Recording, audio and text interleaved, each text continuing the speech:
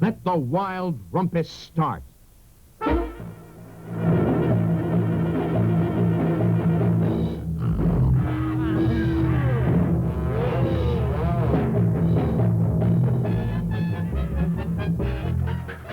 curriculum terms.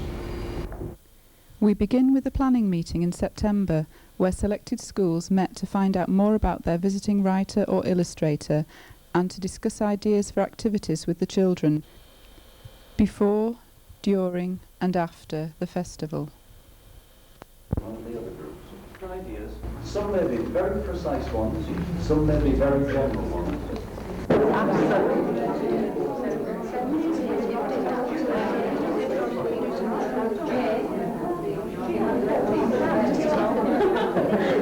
Where he comes from, where he gets his ideas from, where he gets his clothes from. Never mind about his clothes. I'm sorry. Listen, it's...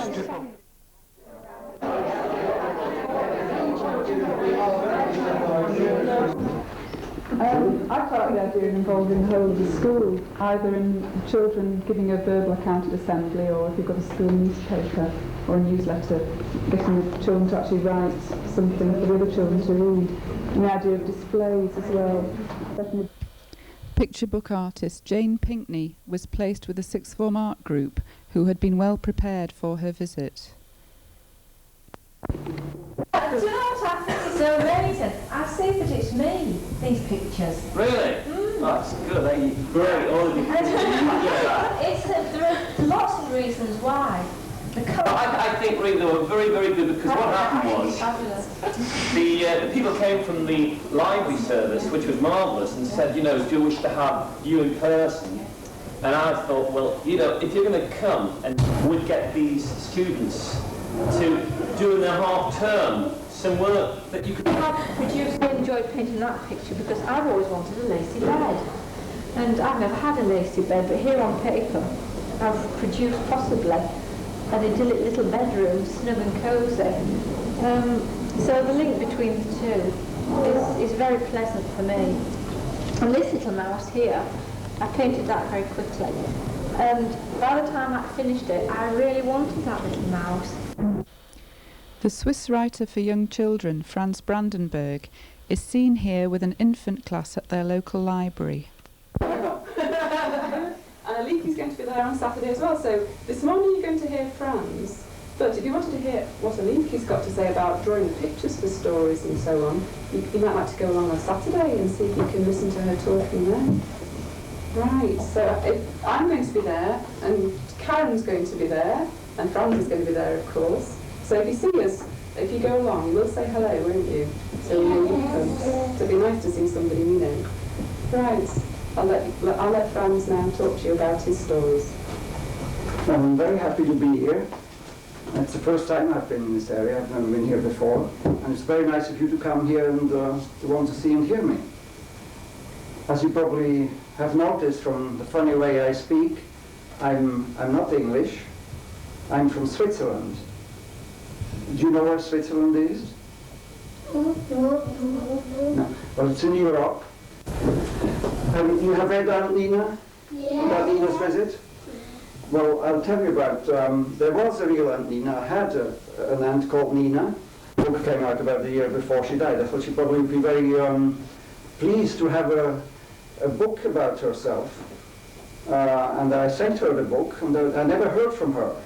And only at her funeral about a year ago, my brother said, you know, you made a big mistake. You should never have made a book about her, because she hated the picture. She thought she was so much more beautiful than she was in the picture. I think. We all had our favourites, haven't we? Yeah. We all had different favourites. Oh, let's see, which Stephen, which one was your favourite? Cock-a-doodle. Cock-a-doodle you liked? Well, that's a very simple story. That's a story you probably could write yourself, you see. Why did you like that one, Stephen? I can read it. Because you could read it himself. Oh, I see, because, well, that's it, you see. So, can you write also? Auntie Nina's nephews and nieces. You like that? Yes. And did you see Aunt Nina's visit also? Yeah. Yes. Why do you like that? Because I can read it. You can read it, and you like cats also? Yeah, so that. Yes.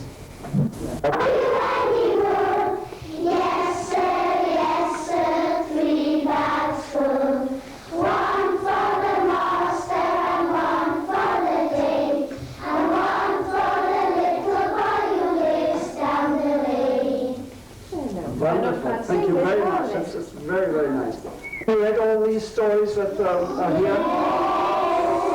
No? Would you like me to read some of like which one haven't you read? And this story came about simply because our son had loved to take octopi to bed, you know, rather than rabbits or bears. So he like, use your arms, Otto, said Mother. I do, said Otto. But not all of them, said Mother. Oh, why do we have to be different, said Otto. Why can't we be like everyone else? There's Otto with his mother. The duck said, quack. Very good. The crow said, the donkey said, the dog said, the sheep said, the cow said, the farmer said.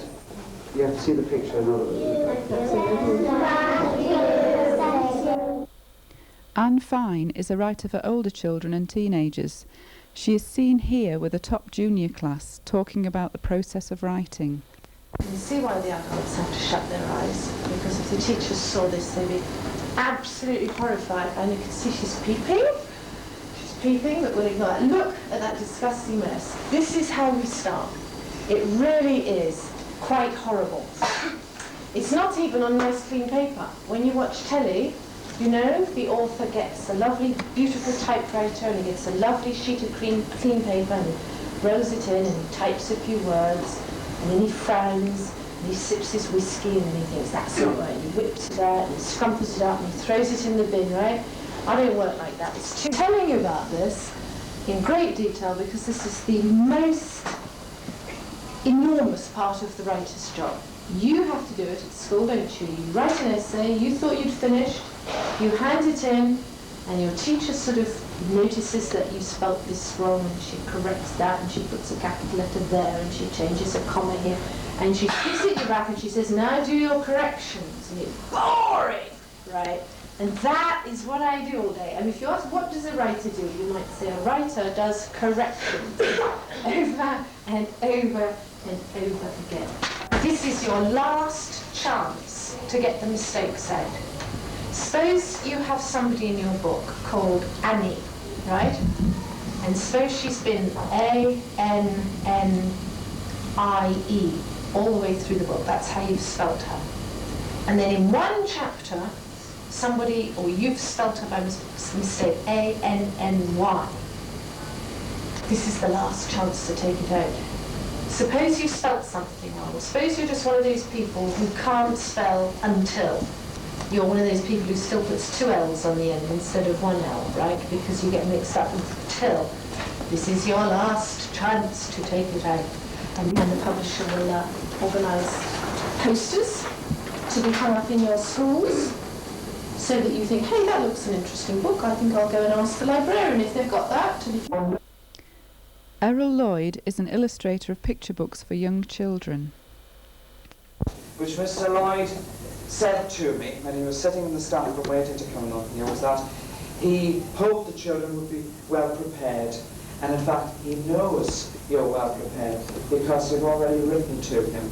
Before Mr. Lloyd talks to you, can I just do a little advert first? Errol Lloyd is here, I'm sure you all know already, as part of this, the Northern Children's Book Festival. And it's a week when we're having lots of children's book authors and illustrators in South Tyneside visiting schools and libraries. Thank you very much. Well, good morning. I'm very pleased to be here because it's my first visit to this part of the world. When I was a little boy, I used to hear of Newcastle, and of course you're all quite close to that area, so it's quite a treat for me to come to this part of the world. Now, what I'm going to do today is to talk to you a bit about the books that I have written and illustrated. So let's stop the work. You can go over there. Stop there, you see. And then This picture now is in progress. It hasn't been finished yet. You can see the way I do it. I draw them in pencil first, and then I color them in. But I put it so the hair then changes direction and starts to go down. See? And I think once I've got to this stage now, I think I've got an idea of how the head is shaped. And I'm at the nose, which is again quite difficult to do in detail, but I never try when I'm in a sketch to do all of it. I just try to do just enough to give you an idea of what's in front of me, what I'm seeing. There we are.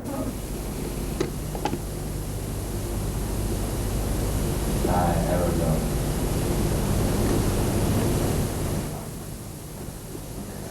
And what round of applause, please.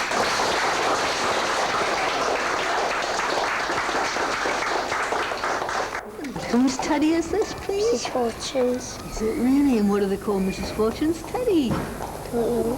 Has it got a name, do you think?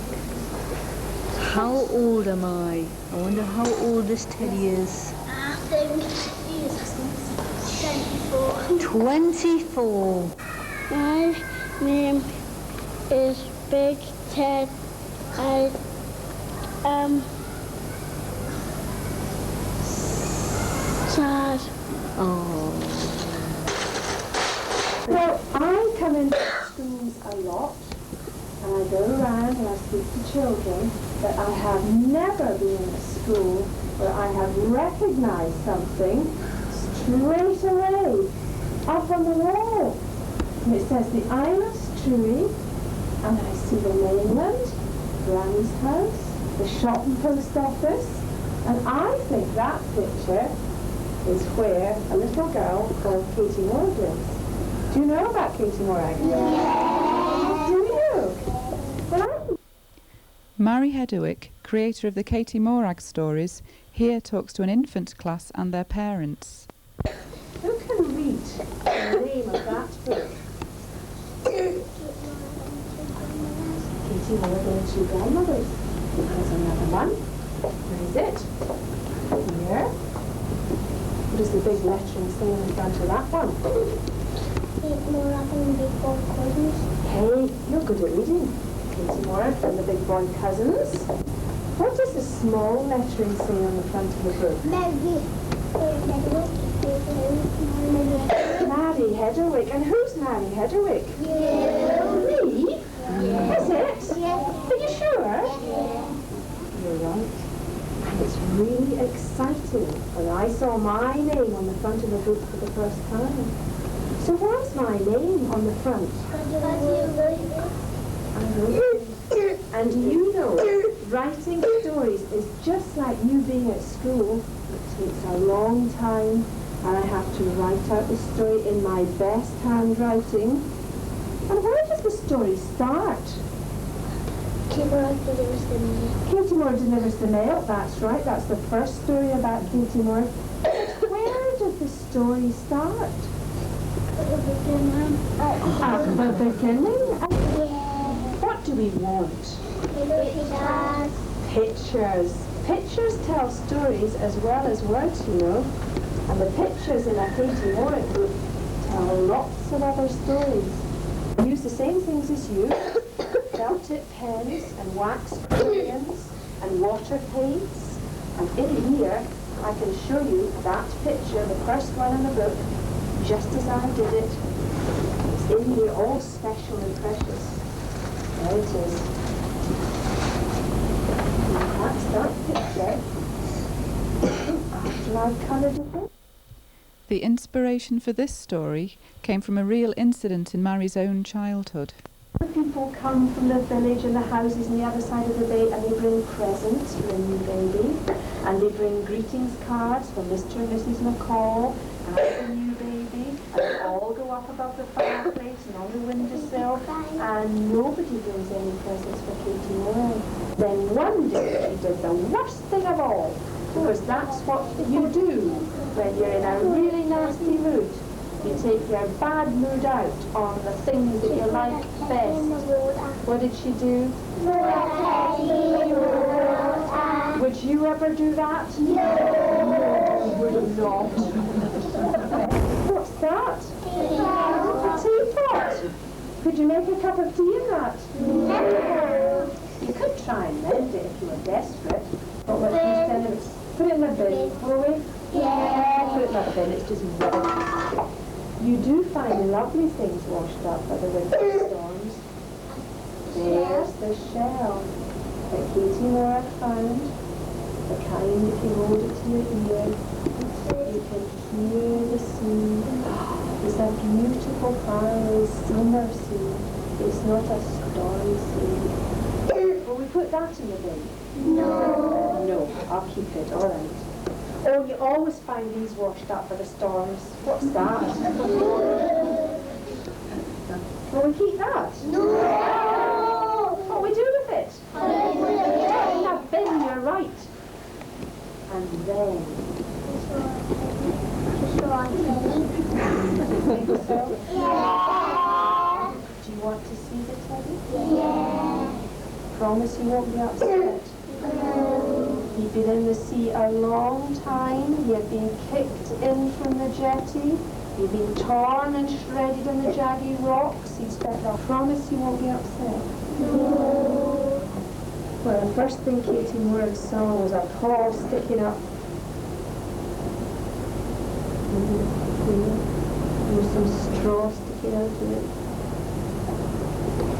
And she recognised that paw. And she pulled out from underneath the stinky, rotten old seaweed the remains of her poor old teddy. Now you said that those things there washed up by the sea that look pretty awful, just like he looks awful, except for the shell. You said they were all to go in the bin. Is he to go in the bin? Yeah. Right, okay. Some people think he should and some people think he shouldn't. How many people think he should be put in the bin? Right, okay. Why do you think he should be put in the bin? He's all lucky. He can swim. How many people think he should not be thrown in the bin?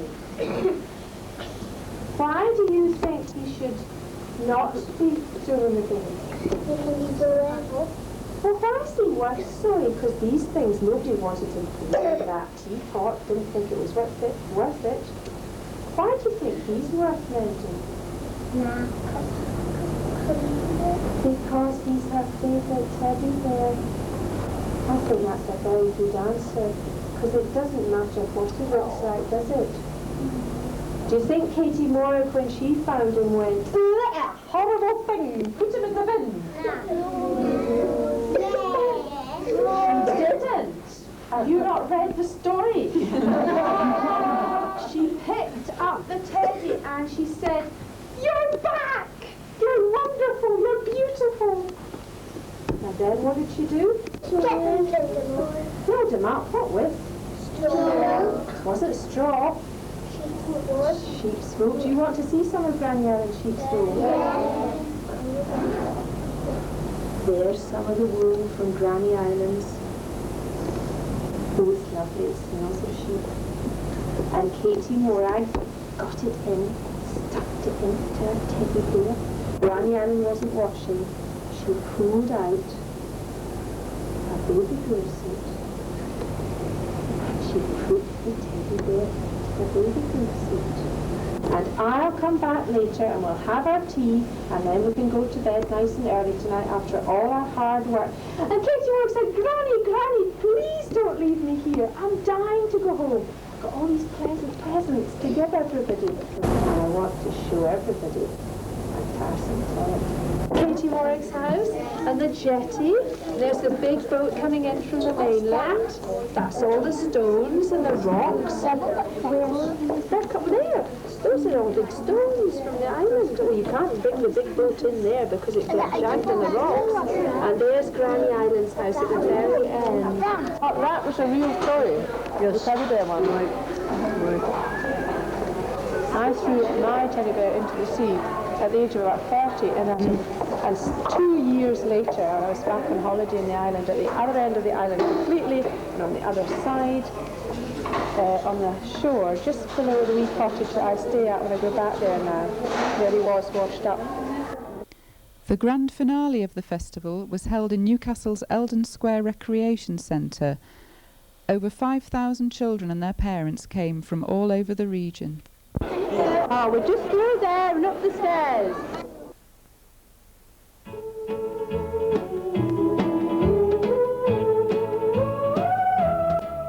Someday I'm gonna write the story of my life. I'll tell about the night we met and how my heart can forget the way you smiled at me.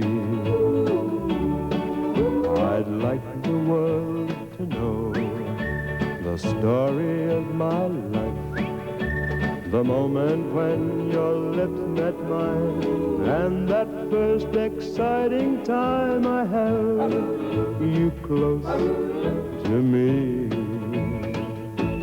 The sorrow when our love was breaking up, the memory of a broken heart, and later on the joy of making up, never, never more to part. There's one thing left to do before my story's through. I've got to take you for my wife, so the story of my life can start and end with you.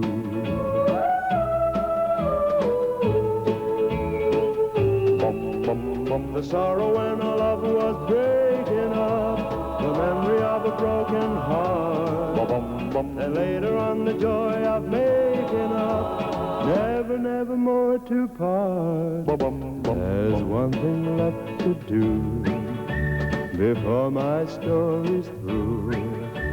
I've got to take you for my wife, so the story of my life can start and end, and start and end, and start and end with you.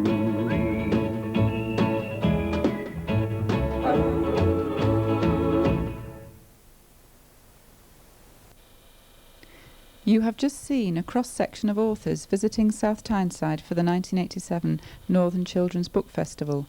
23 schools were involved altogether, from infant to secondary level. At the meeting held after the festival for these schools, to share their experiences of the authors' visits, it was evident that careful preparation in most cases had resulted in enjoyable visits which were informative and inspirational. Schools used their authors' visits not just as an end in itself, but as a springboard for further activities: creative writing, artwork, discussion, role play, visits to the local library, and of course, reading.